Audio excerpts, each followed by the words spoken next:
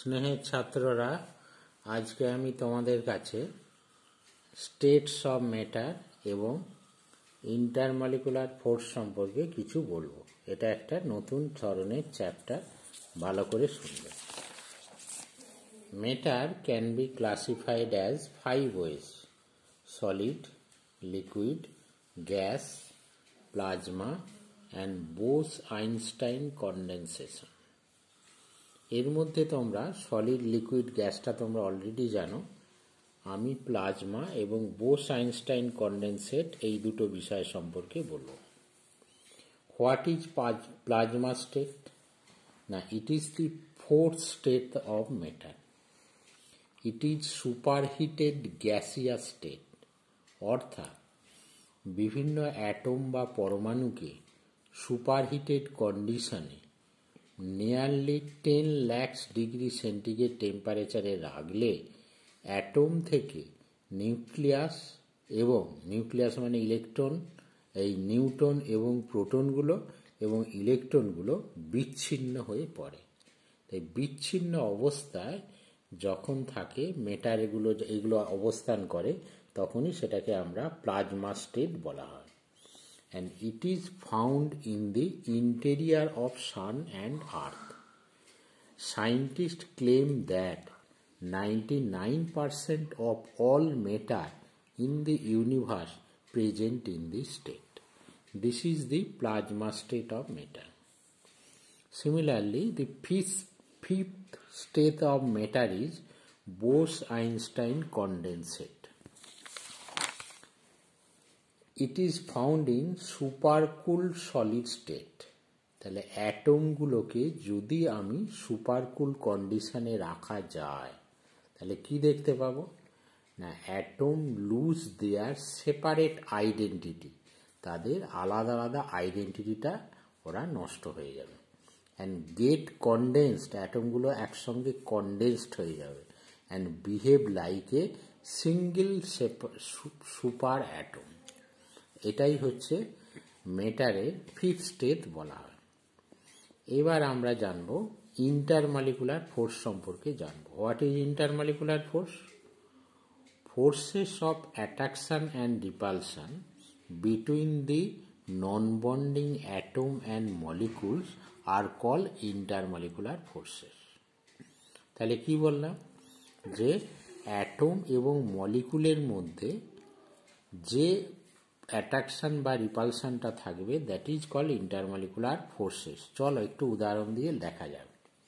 এই হচ্ছে atom, helium atom. Helium atom, 3টে হিলিয়াম অ্যাটম আছে। এই হিলিয়াম অ্যাটমের সঙ্গে এই হিলিয়াম অ্যাটমের অ্যাজ সাচ কোনো বন্ডিং নেই, কিন্তু এদের মধ্যে যে অ্যাট্রাকটিভ বা রিপালসিভ ফোর্সটা কাজ করে, সেটাই হচ্ছে ইন্টারমলিকুলার ফোর্সেস। এটা হাইড্রোজেন মলিকুলকে দেখানো হয়েছে। 3টে হাইড্রোজেন মলিকুল আছে। প্রতিটা হাইড্রোজেন মলিকুলের মধ্যে কোভ্যালেন্ট বন্ডিং আছে, কিন্তু এই মলিকুলের সঙ্গে এই মলিকুলের কোনো বন্ডিং নেই। এবং এদের মধ্যে molecule to molecule, atom to atom যে বন্ডিং দেখা যায়, সেটাই হচ্ছে intermolecular forces. Attractive intermolecular forces are known as van der Waal forces বলা হয়েছে। তাহলে ভ্যান ডার ওয়াল ফোর্সকে মোটামুটি কতগুলো ক্লাসিফিকেশন ভাগে ভাগ করা যায়। 1 নম্বর হলো ইনস্ট্যান্টেনিয়াস ইনডিউস ডাইপোল, 2 নম্বর হলো ডাইপোল ডাইপোল ইন্টারাকশন, 3 নম্বর ডাইপোল ইনডিউস ডাইপোল ইন্টারাকশন, আর 4 নম্বর আয়ন ডাইপোল ইন্টারাকশন। তোমাদের সিলেবাসে এই মোটামুটি 3টি ভালো করে পড়তে হবে, এবং এই 3টে ফোর্সকে আমরা কি বলি? না, ভ্যান ডার ওয়ালস ফোর্স বলা হয়। এরপর আমরা এইগুলো সম্পর্কে জানবো। What is instantaneous induce dipole, instantaneous induce dipole interaction. লক্ষ্য করো, instantaneous induce dipole, instantaneous induce dipole interaction. ধরো একটা অ্যাটম আছে। এই অ্যাটমে কি হলো? এটা হচ্ছে নিউক্লিয়াস, ইলেকট্রনগুলো চারপাশে রিভলভ করছে বা মুভ করছে। এখানে লক্ষ্য করো, অ্যাটমটাকে যদি দুটো ভাগে ভাগ করা যায়, তাহলে এইদিকেও দুটো ইলেকট্রন, এইদিকেও দুটো ইলেকট্রন, অর্থাৎ symmetrical distribution of electronic charge cloud, অর্থাৎ এই অ্যাটমের দুদিকে ইলেকট্রনের চার্জ ক্লাউডগুলো সিমেট্রিক্যালি ডিস্ট্রিবিউটেড হয়ে আছে। কোনো কারণে রিভলভ করতে করতে একদিকে যদি বেশি ইলেকট্রন একদিকে যদি কম ইলেকট্রন হয়ে যায়, যেমন লক্ষ্য করো এদিকে একটা ইলেকট্রন এদিকে 3টে ইলেকট্রন হয়ে গেছে, তাহলে আমরা কি দেখতে পাবো যে রাইট হ্যান্ড সাইডে, এই যে লক্ষ্য করো রাইট হ্যান্ড সাইডে আমরা নেগেটিভ চার্জ আর লেফট হ্যান্ড সাইডে পজিটিভ চার্জ দেখতে পাবো। তার মানে এর মধ্যে কি হবে, একটা পোলারিটি ডেভেলপ করবে। এই আয়নটা তখন কি করবে, পাশের আর একটা অ্যাটমকে ইনডিউসড করে, তাহলে এই যে লক্ষ্য করো এখানে মনে করো নেগেটিভ চার্জ, এখানটায় মনে করো পজিটিভ চার্জ, এই একটা নিউক্লিয়ার এই রকম আছে, এটা মনে করো সিমেট্রিক্যালি ডিস্ট্রিবিউটেড, এখানে একটা ইলেকট্রন এখানে এটা, এ তখন একে ইনডিউস করবে, এই নেগেটিভ চার্জটা এই ইলেকট্রনটাকে রিপেল করবে, করে ইলেকট্রনটাকে উল্টো দিকে সরিয়ে দেবে। তার ফলে কি হয়ে গেল, এই ইলেকট্রনটা এদিকে ছিল, এই ইলেকট্রনটা এইদিকে চলে এলো, তাহলে এটাও একটা চার্জ ডেভেলপ করলো, অর্থাৎ এই চার্জটা একে ইনডিউসড করে। পরক্ষণই এখানে কি দেখলাম, এদিকটা নেগেটিভ চার্জ এ পাশটা পজিটিভ চার্জ, পরের মুহূর্তেই চার্জটা উল্টে যায়, এ পাশটা পজিটিভ এ পাশটা নেগেটিভ হয়ে যায় এবং এটাও সেই রকম হয়ে যায়। তাহলে দেখতে পেলাম দুটো অপোজিট ডাইপোল, নেগেটিভ এবং পজিটিভ ডাইপোলের মধ্যে একটা অ্যাট্রাকশান বা মলিকুল টু মলিকুলের মধ্যে বা অ্যাটম টু অ্যাটমের মধ্যে একটা অ্যাট্রাকশান ডেভেলপ করে। তা এটাই হচ্ছে ইনস্ট্যান্টেনিয়াস ইনডিউসড ডাইপোল লক্ষ্য করা যায়। ফ্যাক্টরস ডিপেন্ড আপন দিস ফোর্স, এই ফোর্সটা কী কী বিষয়ের উপর নির্ভর করে, 1 নম্বর সাইজের উপর নির্ভর করে। হায়ার মলিকুলার সাইজ, যত সাইজটা বেশি হবে higher magnitude of London force. মনে রাখবে এই ফোর্সটার মোটামুটি প্রবক্তা বিজ্ঞানী ফ্রিজ লন্ডন বলে, এটাকে আমরা লন্ডন ফোর্স বলা হয়। তাহলে কি বললাম, হায়ার মলিকুলার সাইজ হলে higher magnitude of London force হবে। 2 নম্বর number of electron, higher the number of electron, যত বেশি হায়ার নাম্বার অফ ইলেকট্রন থাকবে higher magnitude of London force হবে। 3 নম্বরে এবার দেখব যে এফেক্ট অফ দিস ফোর্স, এই ফোর্সটা বিভিন্ন মলিকুলের উপর কীরকম এফেক্ট করে। যেটার মলিকুলার মাস, যত মলিকুলার মাস বেশি হবে তত বেশি নাম্বার অফ ইলেকট্রন থাকবে, greater number of electron, greater magnitude of London force, London ফোর্সটা তত বেশি হবে এবং হায়ার মেল্টিং পয়েন্ট এবং বয়েলিং পয়েন্ট লক্ষ্য করা যাবে। ঠিক আছে, আচ্ছা দ্বিতীয় type of London intermolecular force হলো ডাইপোল ফোর্স।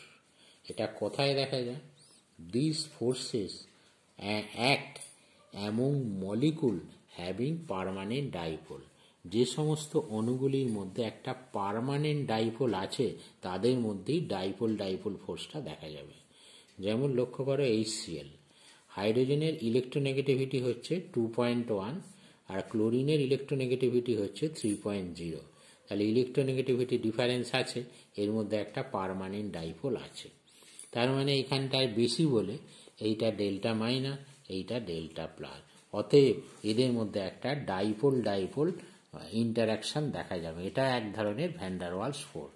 তাহলে HCl এ CLNটা ডেল্টা মাইনাস, হাইড্রোজেনটা ডেল্টা প্লাস, এখানেও কি দেখলাম হাইড্রোজেনটা ডেল্টা প্লাস, এটাও delta minus.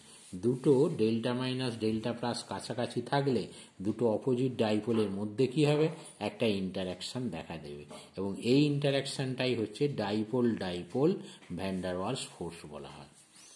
This force is more powerful than London ফোর্সের থেকে, আগের ফোর্সের থেকে এটা পাওয়ারফুল। কিসের উপর ডিপেন্ড করে, এটা মোটামুটি পোলারিটির উপর ডিপেন্ড করে। এই পোর্শনটা, এই বন্ধনটা যত বেশি পোলার হবে তত কি হবে, তাদের ডাইপোল ফোর্সটাও তত বেশি হবে এবং তাদের বয়েলিং পয়েন্টটাও বেশি হবে। 2 নম্বর ডিস্টেন্সের উপর ডিপেন্ড করে। যদি অ্যাটমগুলোর অণুগুলোর মধ্যে ডিস্টেন্সটা অনেক বেশি হয় তাহলে কি হয় না, এই ফোর্সটা অনেকটা কমে যাবে।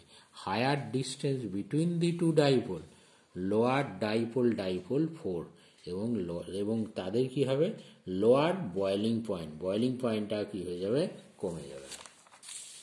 3 নম্বর ডাইপোল ইনডিউসড ডাইপোল ইন্টারাকশন, এটা কোথায় ঘটবে, ওকার্স বিটুইন মলিকুলস, দুটো মলিকুলের মধ্যে ঘটবে। তার মধ্যে একটা কি হবে, ওয়ান হ্যাভিং পার্মানেন্ট ডাইপোল, একটার পার্মানেন্ট ডাইপোল থাকবে, আর অ্যানাদার মলিকুল হ্যাভিং নন পোলার, এবং আর একটা নন পোলার হবে।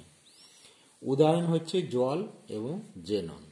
জল হচ্ছে একটা পার্মানেন্ট ডাইপোল আছে, আর জেনন হচ্ছে নন পোলার কম্পাউন্ড। লক্ষ্য করো, এই হচ্ছে ওয়াটার মলিকুলের শেপ। অক্সিজেন এবং হাইড্রোজেনের ইলেকট্রোনেগেটিভিটির ডিফারেন্স আছে, তার জন্য এটা পোলার। আর এটা হচ্ছে হিলিয়াম ধরে নিয়েছে, এই জেনন ধরে নিয়েছে। 8টা ইলেকট্রন সিমেট্রিক্যালি ডিস্ট্রিবিউটেড আছে, দুটো ভাগে ভাগ করে নিয়েছি, এদিকে 4টে এদিকে 4টে আছে। তাহলে এইবার এই নেগেটিভ ডাইপোলটা এর উপর ইনডিউসড করছে। ইনডিউস করলে কি হয়ে যাবে না, এই নেগেটিভ চার্জকে রিপেল করবে, উল্টো দিকে সরিয়ে দেবে। সরিয়ে দিলে কি হয়, এদিকে দুখানা 4টে ছিল, দুটো হয়ে গেল, আর এ পাশে কি হয়ে গেল, এ পাশে 6টা হয়ে গেল। তাহলে এইদিকে ইলেকট্রন বেড়ে গেল, এখানটায় ডেল্টা মাইনাস, এখানটায় ডেল্টা প্লাস। তাহলে একটা পোলার অণু নন পোলার অণুকে ইনডিউস করলো, যার ফলে এদের মধ্যে একটা পোলারিটি ডেভেলপ করলো, এবং দুটো অপোজিট পোলারিটি পাশাপাশি থাকার মধ্যে এদের মধ্যে একটা অ্যাট্রাকশন ডেভেলপ করবে, এবং এটাই হচ্ছে ডাইপোল ইনডিউস ডাইপোল অ্যাট্রাকশন। এটা কিসের উপর ডিপেন্ড করে? 1 নম্বর, পোলারাইজেবিলিটি অফ নন পোলার অ্যাটম, অর্থাৎ এই যে নন পোলার অ্যাটমের পোলারাইজেবিলিটির উপর নির্ভর করবে। হায়ার সাইজ, যত বেশি সাইজ হবে তাদের গেটার পোলারাইজেবিলিটি হবে, গেটার ডাইপোল ইনডিউস ডাইপোল ইন্টারাকশন হবে, এবং মেল্টিং পয়েন্টটাও বেশি হবে। 2 নম্বর, পোলারিটি অফ পোলার মলিকুল। এই পোলার মলিকুলটা যত বেশি পোলারিটি হবে তত কি হবে, এই ডাইপোল ইনডিউস ডাইপোল ফোর্সটা বেশি হবে, এবং সেক্ষেত্রে কি হবে, লার্জার মেল্টিং পয়েন্ট হবে। ছাত্ররা তোমরা এটা ভালো করে পড়বে, এখান থেকে কিছু প্রশ্ন ভালো করে বই থেকে দেখে করে নেবে, তাহলেই বিষয়টা বুঝতে পারবে।